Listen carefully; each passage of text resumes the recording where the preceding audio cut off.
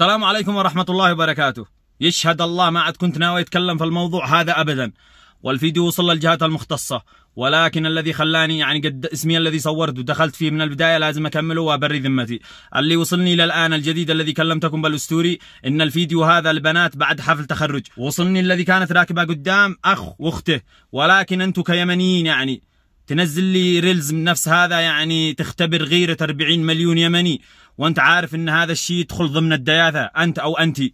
ثانيا أنت أو أنت ضريتي نفسك أكثر ما ضريتي المجتمع بالفساد الأخلاقي بنشرش لمثل هذا الفيديوهات بصفحات مثل الدانق هذا بز وكتب أحلى خرجة مع الحب، أحلى خرجة مع أحلى رقدة مع ابن الجيران، بيبزوا هذا الفيديوهات ويحولوها إلى محتوى آخر ويستغلوها.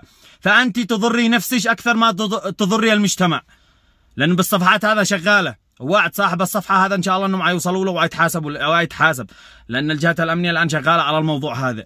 هذا الذي يوصلني للآن كتبرئة الذمة وباسمه. بالنسبة لموضوع أسامة وعباد متوقفين حاليا، إجراءات التحقيق مستمرة. مبدئيا السيارة طلعت مشي سيارة أسامة، والموضوع نفس ما قلت لكم، لكن يعني بيضروا نفسهم بنشرهم هذا الفيديوهات، لأن الصفحات هذه شغالة. الصفحات هذه فساد أخلاقي دعارة. إن شاء الله إنهم يعني أي صفحات من هؤلاء رسلوا على الجهات الأمنية، خلوهم يعني يشوفوا من هم اللي بيشتغلوا هذا الشغل، وأنتم بطلوا تنشرون نفس هذا الفيديوهات. عباد وأسامة نفس ما قلت لكم ما طلعوا مشم ولا السيارة ولا عباد الذي جالس، طعنتوا فيهم، سبيتوا، دخلتوا في عارهم، والتحقيقات مستمرة والدولة يخبر.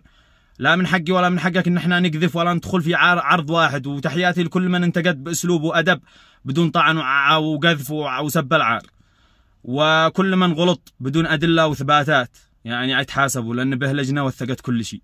مش من حقك إنك تدخل في عرض ولا تطعن في أي مخلوق، أنت مسلم. أما تجي تثبت على واحد ونشر وأنت مثبت بأدلة وكذا، وإحنا والله لا ننعته معاك، كلنا معك في الحق.